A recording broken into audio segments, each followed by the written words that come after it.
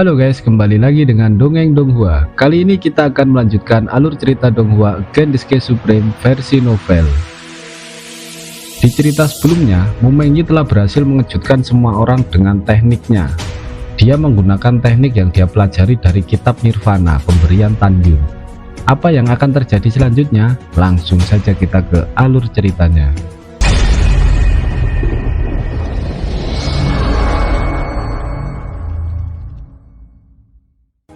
Setelah itu Mumenyi kembali menantang para murid yang ingin membunuhnya, dan pada akhirnya tidak ada satupun murid yang berani naik ke panggung untuk menantang Mumenyi. Mereka semua berpikir bahwa seorang Hanli yang menempati peringkat 39 daftar naga sebelumnya bisa dibunuh Mumenyi dengan mudah. Tentu saja mereka tidak ingin menyia-nyiakan nyawanya untuk menantang Menyi. Di sisi lain, Shen Zubing sedang tersenyum. Untuk pertama kalinya dia melihat harapan bahwa murid divisi pilnya bisa bersaing di 8 besar peringkat naga. Karena dari beberapa tahun yang lalu tidak ada murid divisi pil yang bisa masuk ke 8 besar, apalagi menjadi posisi teratas daftar naga. Tetapi sekarang ada harapan untuk bisa menempati posisi itu karena adanya Tanyun dan Mumenyi. Memikirkan hal ini, Shen Zubing bangkit dari tempat duduknya menatap murid-murid. Jika tidak ada tantangan, ketua ini akan menyatakan keberhasilan Mumenyi. Setelah itu tidak ada yang menjawab untuk waktu yang lama. Shen Zubing memikirkan apa yang telah dilakukan Wuhong sebelumnya. Dia memandang Wuhong dan tersenyum. Terima kasih kepada tetua ketiga. Tentu saja Shen Zubing mengatakan hal ini untuk mempermalukan Wuhong. Wuhong sangat marah, tetapi dia tidak bisa berbuat apa-apa. Tanyun melihat pemandangan ini. Saat Wuhong menahan amarahnya dan ingin menelan darah ke perutnya, Tanyun masih berpura-pura menderita luka dalam dan berkata, "Tetua ketiga, Junior ingin memberitahu Anda sesuatu." "Tetua Wu, apakah Anda bertanya-tanya kenapa Baishu tidak datang?" Mendengar ini, Wuhong tiba-tiba menatap Tanyun dengan firasat buruk. "Baru kemarin Baishu membuat masalah di kebun obat Lingsan saya, dan secara tidak sengaja kolam spiritualnya dihancurkan oleh saya. Dia tidak bisa menerima itu, akhirnya melompat dari tebing dan bunuh diri." Wuhong tidak bisa menahan amarahnya lagi. Awan darah menyembur keluar dari mulutnya. "Tanyun, kamu terlalu kejam." Wuhong pucat, putranya telah meninggal. Dan sekarang dia mendengar bahwa anak didiknya juga telah meninggal. Dia dicabut dari posisi kepala divisi. Dan Mumenyi menjadi jenius divisi pil. Semua hal ini membuat Wuhong hampir pingsan. 3 darah lagi menyembur keluar dari mulutnya. Wuhong merasakan sakit yang tajam di hatinya, kehilangan kesadaran dan jatuh. Di antara kerumunan, Lindong dan Taisan tampak cemas dan menangis sedih. Setelah si Cangking memeriksa Wuhong, dia menatap Lindong dan Taisan. "Jangan khawatir, tetua ketiga hanya pingsan. Dia telah menderita terlalu banyak pukulan hari ini, jadi biarkan dia istirahat sebentar untuk menyegarkan diri." Lindong dan Taisan menghela nafas lega saat mendengar bahwa tuannya baik-baik saja. Tubuh Taisan tiba-tiba membeku dan menunjuk dengan marah ke arah Tanyun.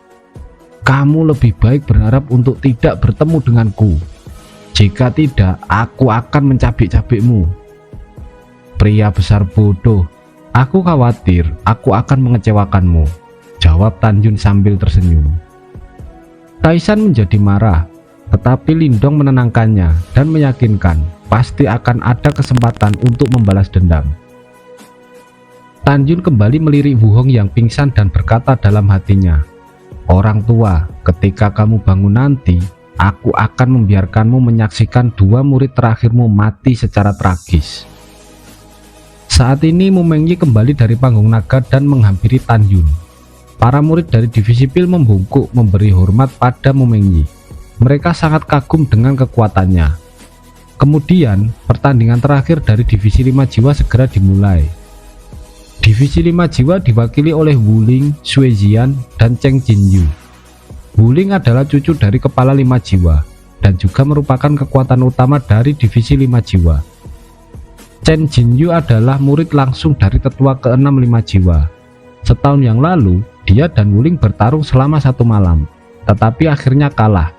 Sekarang setelah 1 tahun berlalu, beberapa orang berspekulasi bahwa dia dan Wuling harusnya memiliki kekuatan yang sama. Adapun Sui Jian, sejujurnya, murid dari 5 jiwa belum pernah melihat kekuatannya. Tetapi karena dia adalah murid tertutup dari kepala tetua, kekuatannya pastilah tidak rendah. Di antara kerumunan murid, 3 bayangan menyapu 3 panggung naga. Di panggung naga 1, Wuling berdiri dengan bangga. Di panggung naga 2, ada Chen Jinyu, dan Sui Jian mengenakan rok ungu berdiri tegak dan anggun di panggung naga ketiga. Sui Jian merasakan gelombang niat membunuh yang tak terlihat menyapu ke arahnya. Pada saat ini, kepala 5 jiwa berkata dengan lantang, "Ketua ini mengumumkan bahwa pertempuran 5 jiwaku akan dimulai sekarang."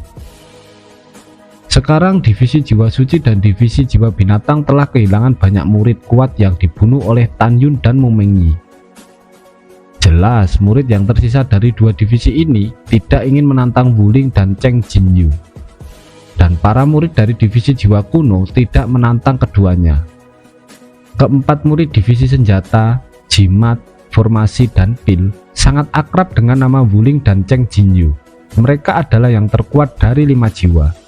Seperti yang kita tahu, ada lebih dari 600.000 murid dari 9 divisi gerbang dalam, di mana divisi 5 jiwa adalah yang terbesar, mencapai 150.000 murid yang menakutkan. Di antara 150.000 murid, Wuling dan Chen Jinyu menjadi 2 teratas. Oleh karena itu, murid lain tidak berani menantang mereka.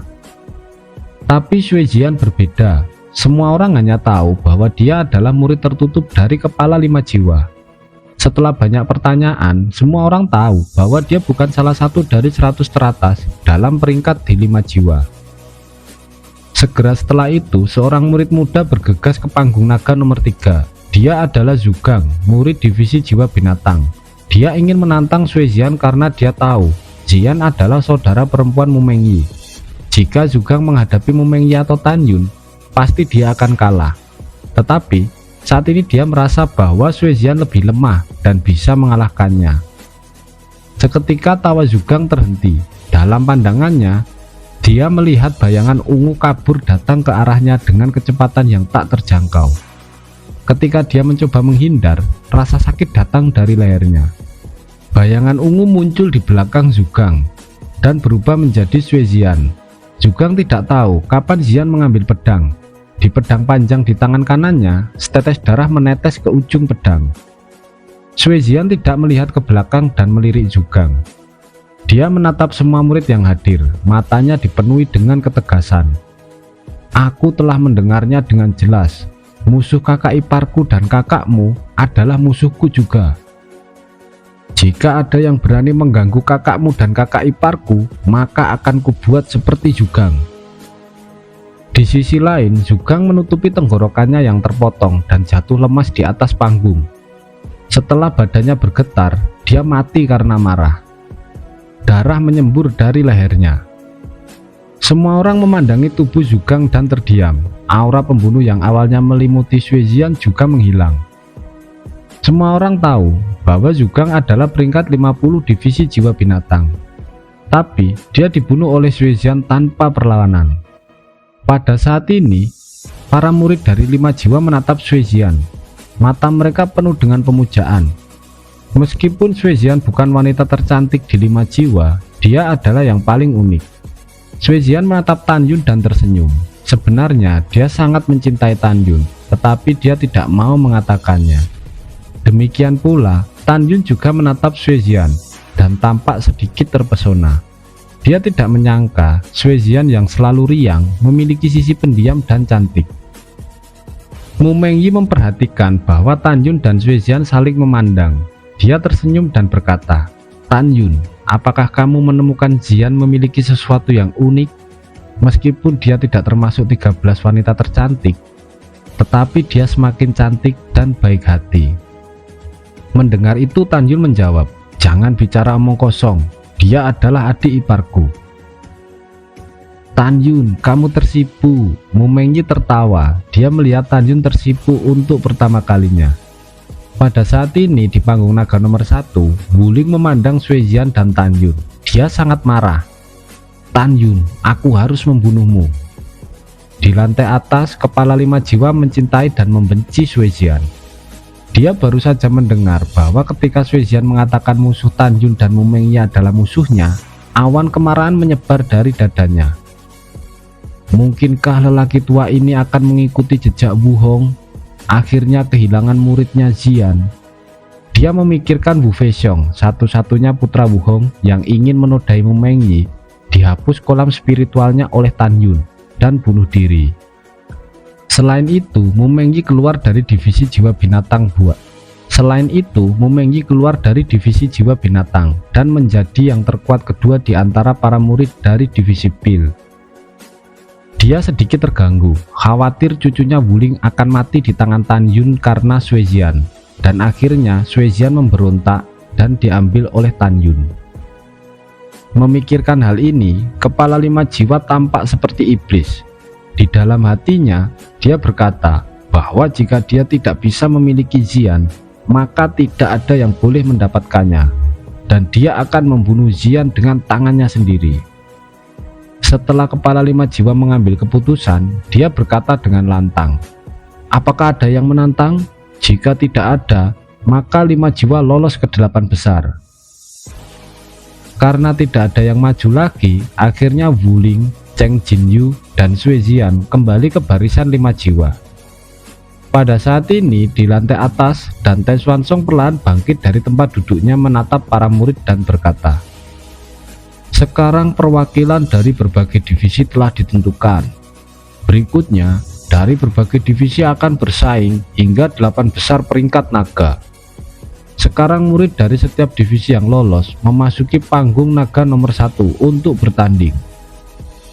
Tan Yun segera bangkit dan memasuki panggung naga bersama Mu Mengyi.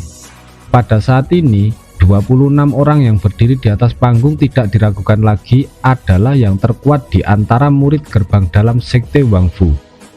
Di lantai atas, Dante Swansong perlahan bangkit dan memerintahkan penonton untuk tenang. Dia menatap 26 orang di panggung naga. Kalian semua adalah murid gerbang dalam dari sekte suci Wang Fu saya.